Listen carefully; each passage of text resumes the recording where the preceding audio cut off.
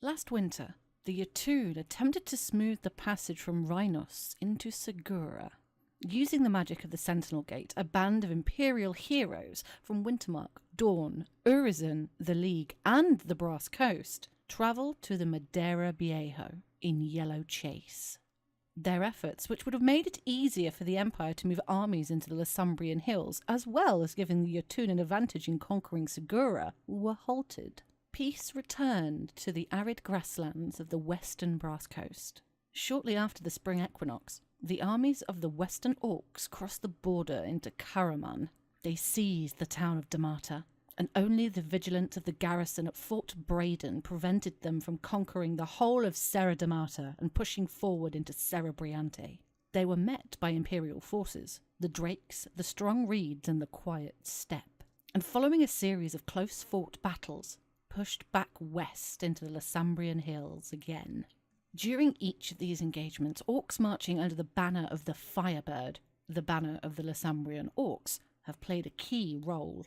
The Hill Orcs have long coveted freeborn territory, even more so than the rest of the southern Yatoon. Once, they came as bandits looking to steal the wealth of their human neighbours. Now, their will to conquer seems to have been strengthened by the belief in the 7 virtues.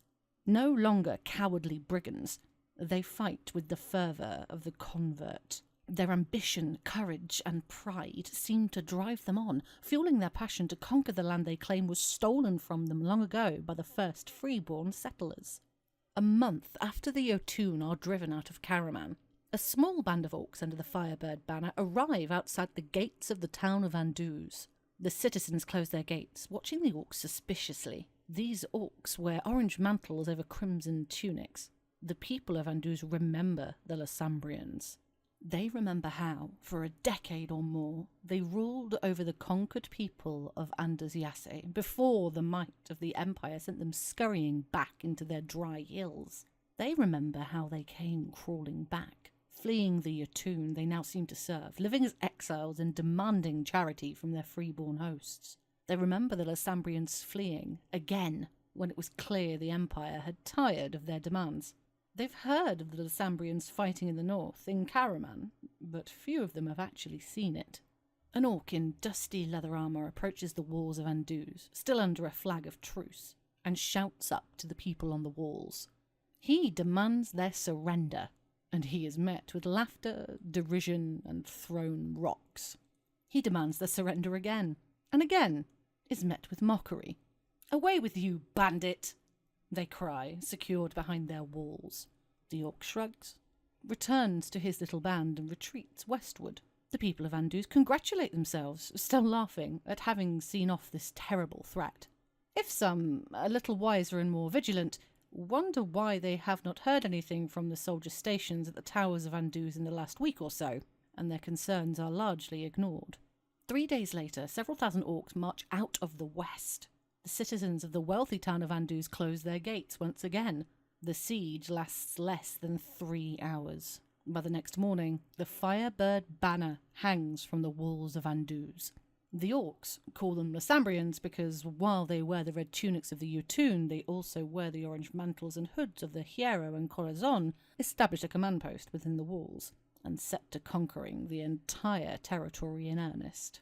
Fragmentary reports out of Anduz Yasse suggest that the Lasumbrian orcs are not only interested in the town of Anduz. They also take pains to establish controls not only of old Anduz, the rest of the ruins on which Anduz is built, but also the Longing Circle to the south. The ruins and the potent Regio are known to predate the freeborn arrival in the Brass Coast. Some say they are Turunial in origin, and others suggest they were raised by the ancestors of the Farad'n. Regardless now, they are under control of Lasumbrian Yatoon once more. When they held Anduz Yasse previously, the Lasumbrians largely ignored the ruins and the Longing Circle. This time, according to refugees fleeing east, they have established a circle of drummers at the southern Regio, and a small band of orcs, led by white-robed Godi, are scouring the ruins of old Anduz for something. While some of the orc force remains to secure the town and its environs, the rest continue their slow advance north and east, bringing the rest of Anduz Yasse under their control. Regrouping, they begin to press further east into the sweeping, fertile plains of Anna Reid. There are no organised defenders in Segura to slow their conquest, and it seems likely that soon they will control the entire southern region of Segura.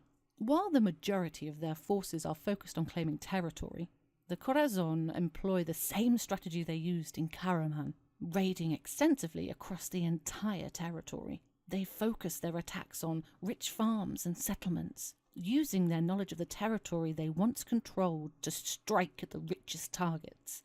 While their fellows capture the Kabbalah Palace and the Garden of Sighs, the Corazon assault the golden terraces in Anosarai. The orange groves fall quickly to the fast-moving raiders, but they do not remain there long. Once the leading edge of the Orc advance washes over the orchards, the Corazon head north to attack the red fields on the Iron Plains and Sunsong Ranch in eastern Burnish. These raids bring them into direct conflict with the refugees from Zemrus Island, who now occupy much of the Yellow Chase and the Sorbal grasses. The exiles are taken as much by surprise as their neighbours. They have few defenders among their number, and their farms suffer the same depredations as the rest of the Seguran freeborn. Perhaps if the Iron Kanat had been constructed, the story would have been different.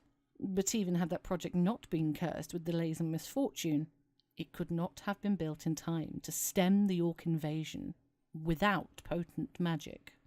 As the winter solstice approaches, the Western Orcs are now in complete control of Andusjassi and have made significant progress towards capturing Anna Reid. Yet, there's something different about this invasion of the Brass Coast. While it is not the bloody conquest that saw the Lassambrians take the entire territory in 363 YE, it is also not the traditional Yotun invasion the Empire has seen most recently in Karaman.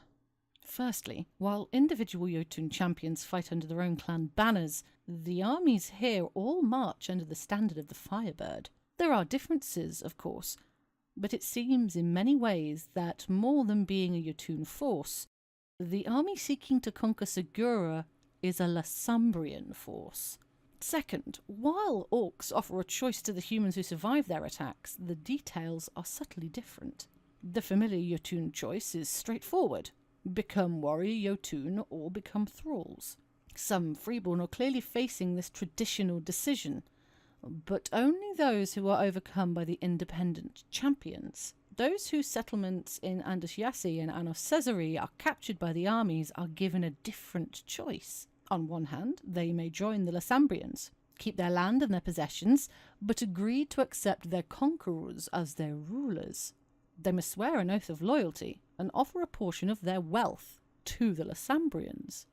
If they refuse, however, rather than being reduced to the status of thralls, they're simply told to leave. They are allowed to take nothing that they own, save the clothes on their backs, a few sentimental keepsakes, and as much food as they can carry, and then driven out. Their wealth, their homes, their weapons, all that the Orcs claim as their just rewards. But the people, they simply exile.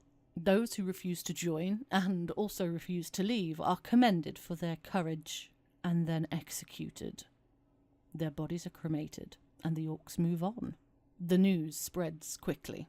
The Lassambrian Orcs, it seems, will kill you and will rob you, but they will not enslave you. Few freeborn are prepared to bend their knees to the Western Orcs, of course, but some do. They likely have a variety of reasons. A desire to keep their lands, perhaps. A belief that the Empire will liberate them soon enough. It seems that they are expected to pay taxes at a rate much higher than the Empire demands, and they are watched. But otherwise, they're left to get on with their lives. There is, however, one additional wrinkle. Those who choose to stay are forced to confirm their acceptance of the 7 virtues, and their rejection of false virtue, which causes significant problems for the Faradin and Sorani merchants passing through southern Segura. There is, it is understood, a peace treaty between the Jotun and the human traders to the south and west of the Empire. The details are not clear, but the Faradin traders are at least granted free passage through Jotun lands. The Lassambrian Orcs are apparently not yet prepared to endanger that peace, but they are clearly unhappy with the Faradin in the lands that they have claimed.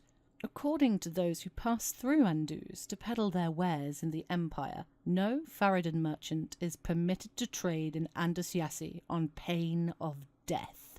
They are not even permitted to purchase food or drink, visit a parador, or stay at an inn. They must camp by the road at sunset and move on at sunrise. The Faradin are not amused. For now, they are barred from the markets of Anduz, but they are asking what will happen if the Yatun Lassambrians capture more territory. The Serrani, by contrast, appear to have no such agreement with the Yatun. The nature of their alliance offers little protection to their merchants, and they are forced to abandon Andus Yassi altogether. The eastern trade route through Bramar in Feroz is still open, but Segura is effectively closed to merchants from the south. According to some rumours, a number of Serrani traders may have even been executed by the Lassambrians. In the fortnight before the winter solstice, there is one further development. A small party of orcs travelling under a flag of truce arrive at Anozel.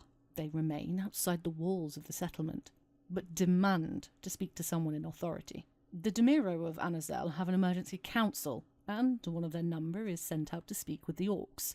She returns grim-faced. The invading orcs wish to deliver a message to the people of the Brass Coast. They make no secret of their intention to conquer the whole of Segura, but their ambitions stretch even further. Once they have reclaimed Segura, they will seek to conquer Feroz to the east. These lands, they claim, were taken from their ancestors by the ancestors of the Freeborn. Once they have achieved their ambitions, however, they intend to stop. At that point, they are prepared to negotiate a ceasefire with the Empire, and to use whatever influence they may have to encourage the rest of the Southern Yatun to do the same. Any Freeborn who wish to leave will be allowed to do so, but those who remain behind will not be treated as thralls. The Lassambrians have no interest in stealing their prosperity. Instead, they and their descendants will be offered the chance to become part of the new Lassambrian nation. Alternatively, if the Empire wishes, they may end the invasion of the Brass Coast now. If Empire cedes Segura and Feroz to the Lassambrians, they could ensure that the Yatun attempt no further invasion of the southern territories. In a return for a show of good faith, such as ceding of the remaining regions of Segura, they will arrange a summit between the southern Yatun and the Empire at the spring equinox to discuss a more long-lasting arrangement. Should the Empire choose to ignore this offer, then the Hierro, the Corazon, and their newfound cousins among the Escuta, the clan formerly known as the Deep Bloods, will take back what was stolen from them, and offer their allies among the Orcs of Narkist all the assistance they need to take back their ancestral lands in Karaman, Madruga, and the Marches. Game information. Segura. Andus Yassi has been conquered by the Lassambrian Yatun, and the armies here have made some progress in towards conquering Anos-Cesare. The Kabalai Palace, the Garden of Sighs, and the Golden Terraces have likewise been seized by the orcs. The civil service can assist citizens who previously controlled these resources in acquiring a new one without the usual 2 crowns handling fee. The raids against the Red Fields and the Sungsong Ranch have resulted in the loss of all the produce that would have been produced by those resources. The civil service predicts that if the raids by the Corazon continue for another season, every farm and business in Segura risks losing half of its production. A ritual such as Veil of Shadows would be enough to protect the resource, but otherwise the only thing that can prevent it would be the Corazon changing their tactics, which they've shown little interest in doing. Furthermore, with the fall of the Andus Yassi, 7 of the towers of Anduz are now in Lassambrian hands. Coupled with the hostile environment the orcs are creating for foreign traders coming into Segura, the benefits of this great work have been halved going forward. If the orcs take any more towers, if they conquer any of the towers in Anos-Cesare, Yellow Chase, or Burnish, the entire benefit of the great work will be lost until the regions where they stand are liberated. Finally, the freeborn who've been exiled from Andus Yassi and Anos-Cesare are heading east towards Anazel and Cerevado. Unlike the previous exiles, many of these refugees are unable to bring any of their wealth with them. With the best will in the world, the freeborn are not good at looking after people who cannot look after themselves. If the Lassambrians continue to drive the penniless exiles out of western and southern Segura, the situation may turn into a significant economic crisis.